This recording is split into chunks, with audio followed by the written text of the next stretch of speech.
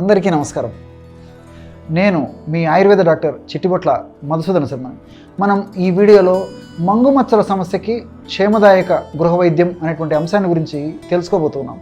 ఈ మంగు మచ్చల సమస్యనే మెలాస్మా అనేటువంటి పేరుతో సర్వసాధారణంగా వ్యవహరిస్తుంటారు. ముఖం పైన వివిధ రకాలైనటువంటి ఆకారాల్లో వివిధ రకాలైనటువంటి రంగులతో చిన్న చిన్న మచ్చలు ఏర్పడేటువంటి పరిస్థితి ఏదైతే ఉందో దాన్ని మంగు మచ్చలు అంటారనమాట. మెలాస్మా అనేటువంటి పేరుతో పిలుస్తుంటారు. ఇవి గోధుమ రంగులో ఉండవచ్చు, నలుపు రంగులో ఉండవచ్చు, గోధుమ నలుపు కలిపినటువంటి మిశ్రితమైనటువంటి వర్ణంలో కూడా ఉండవచ్చు.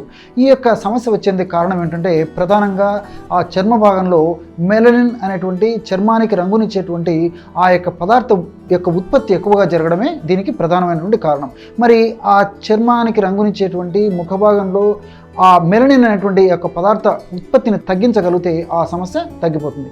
మరి ఆ ఎక్కువగా ఉత్పత్తి అయ్యేటువంటి మెలనిన్ స్థానాన్ని తగ్గించేసి నార్మల్గా ఉత్పత్తి అయ్యేటువంటి పరిస్థితి మనం కల్పించినట్లయితే చర్మం సౌందర్యవంతంగా, ముఖం సౌందర్యవంతంగా ఉండేటువంటి పరిస్థితి ఏర్పడుతుంది.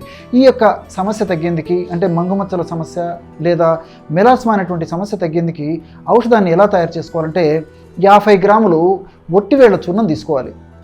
50 గ్రాములు ఒట్టివేళ్ల చూర్ణము, 50 గ్రాములు శ్రీగంధం పొడి, 50 గ్రాములు సుగంధి పాల వేర్ల యొక్క చూర్ణం. ఒట్టివేళ్ల చూర్ణము, శ్రీగంధం పొడి, సుగంధి పాల వేర్ల యొక్క చూర్ణం.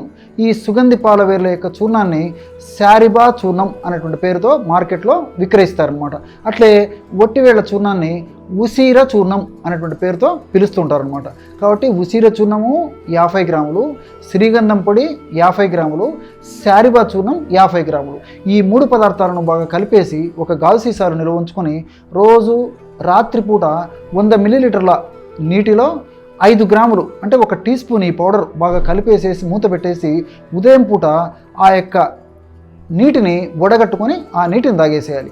అట్లే ఉదయం పూట కూడా 100 మిల్లీలీటర్ల నీళ్ళల్లో 5 గ్రాములు లేదా 1 టీ స్పూను ఆ పౌడర్ కలిపేసేసి బాగా కలిసిన తర్వాత మూత పెట్టేసేసి రాత్రి వరకు అలాగే నిల్వ ఉంచేసేసి రాత్రి పడుకునేటప్పుడు ఆ యొక్క ద్రవాన్ని వడగట్టుకొని రాత్రిపూట మరలా తాగుతుండాలన్నమాట.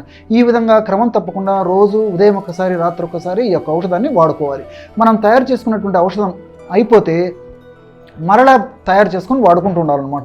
ఈ విధంగా దీర్ఘకాలం వాడినప్పటికీ ఎలాంటి సైడ్ ఎఫెక్ట్స్ ఉండవు, రకరకాల సైడ్ బెనిఫిట్సే ఈ యొక్క ఔషధం వల్ల ఉంటాయి. కాబట్టి ఈ పద్ధతిలో వాడుకోవడం వల్ల చాలా చక్కటి ప్రయోజనం కలుగుతుంది.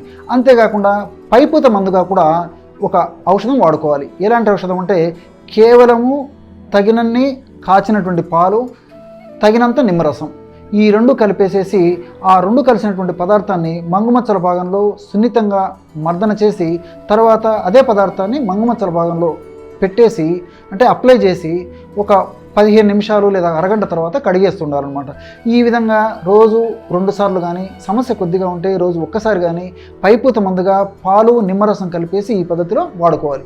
ఈ విధంగా కడుపులోకి ఔషధాన్ని సేవిస్తూ పైపూత మందుగా ఈ యొక్క నేను చెప్పినట్లు పాలు నిమ్మరసాన్ని వాడుకోవడం వల్ల చాలా సమర్థవంతంగా చక్కటి ఫలితాన్ని కలిగేటువంటి పరిస్థితి ఏర్పడుతుంది.